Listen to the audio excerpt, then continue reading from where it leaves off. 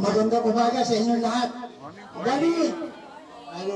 Lalo na sa ating mga bisitang pandangal sa ating kagalang-galang, Mayor Vico Soto, si Vice Mayor Dodot Jaworski, at siyempre ang ating Congressman Kuman Kumulong.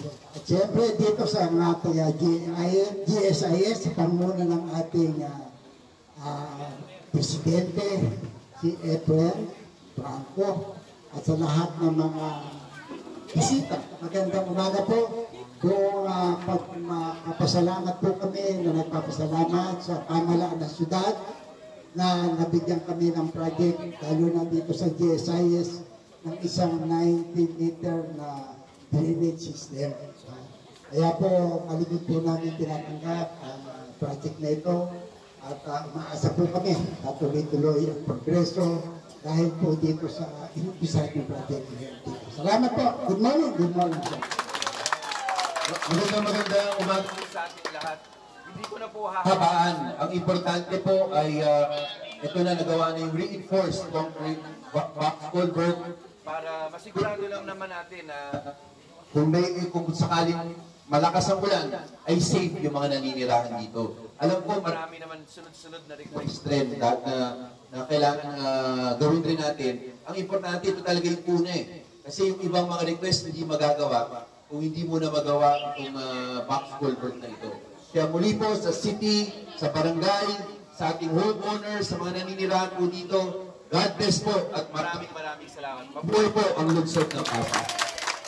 Maraming salamat po. Muna sa lahat, ating muna sa magandang umaga sa Mayor Vico, Congressman Roman, at siyempre kay Cap Eri sa ating mga tatawa dito. Siyempre sa ating opisyalis ng GSIS Road, at sa ating pong lahat, sa mapagpalang umaga. Napakaswerte nga po natin dahil na meron po tayong tama-tama yung box culvert natin yung improvement. Natapos tama-tama ngayon pagsulat. Tuloy-tuloy po ang improvements natin, hindi lang po dito sa ating sa Barangay Rosario, pero sa lahat ng kanto ng lungsod Pasig. So, basta bukas po ang aming tanggapan para dun sa mga napupunan ninyo na pwede pa natin pagandahin, dito lang po kami para sa inyo. Hindi ko na rin po panghabaan at para matuloy na natin yung ating blessing na nandiyan na rin si Father Adam. Good morning, Father Adam. Okay, muli po sa mapapalang umaga sa ating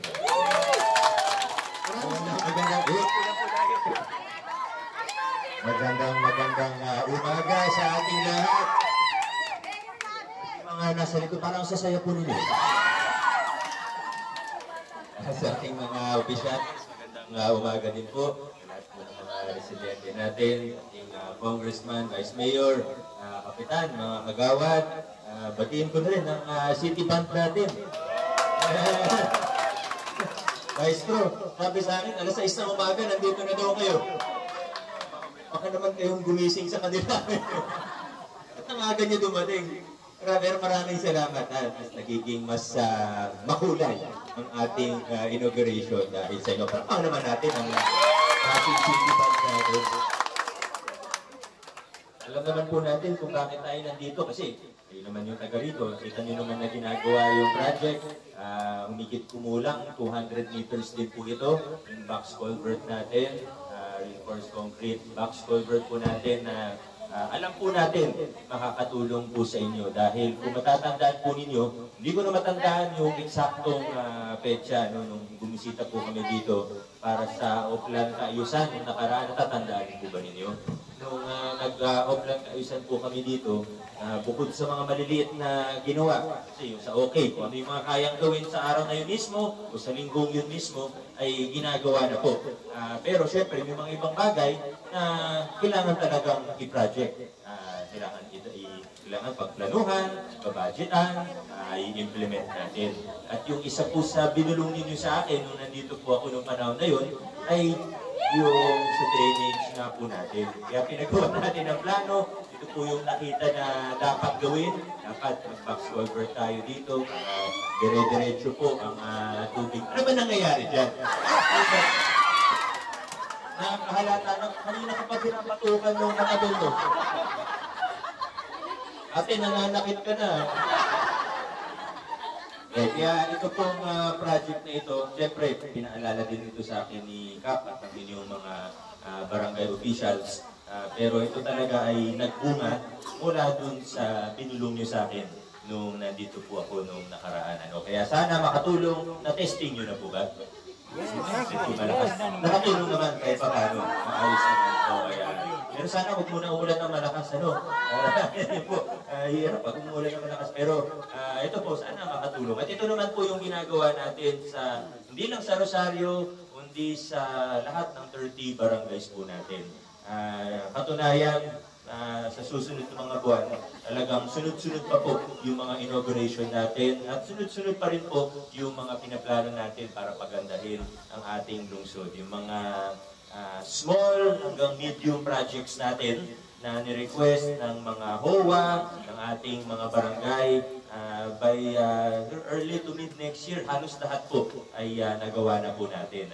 Kaya yan po ay sa pakikipagtulungan natin lahat, ng barangay, ng city government, ng ating congressman at ng mga HOA, ng mga residente po natin. Kaya tuloy-tuloy lang po tayo para sa ikagaganda ng ating lungsod. Maraming salamat. Hindi ko na masyado makapangan pa. Dahil kung kapaan ko pa po yung aking mensahe, baka tuluyan ng magkasakitan dyan pa nito. Kaya itigil ko na po. Maraming salamat. Congratulations sa ating lahat. May nakalimutan pa po ako. Dahil ito po, sa totoo, ito lang po yung binulong nyo sa akin, yung sa box culvert natin. Pero suggestion ng engineering, na kung mabudgetan na rin natin, for next year naman, may susunod tayong project dito na reblocking naman po, kung itong side naman po. Okay lang po sa inyo. Maraming salamat. Congratulations po sa ating lahat. Thank you po. Yung ilaw, ako na pagawa ng ilaw. Muli maraming salamat, Mayor Vico Soto. Ngayon po ay dadako po tayo sa Cabinet Galugas. Tawakan ko po yung Mga taga-GSIS Road, Barangay Rosario, ready na ba kayo? Okay na. Ready, at the count of 3, 1, 2, 3. Congratulations, Barangay GSIS Road! Rosario Road, Barangay Captain M. De La Cruz, kasama ang kanilang mga kagawad pusong pagdadalin, Congressman Romeo, David Jaworski, and of course, Mayor Vico Soto. Maraming salamat po sa GSIS Neighborhood Association, Barangay Rosario Staff, Barangay Pasig City Engineering Office, Pasig City Ban, and Cultural Affairs and Office. Maraming salamat po at congratulations po sa inyo lahat.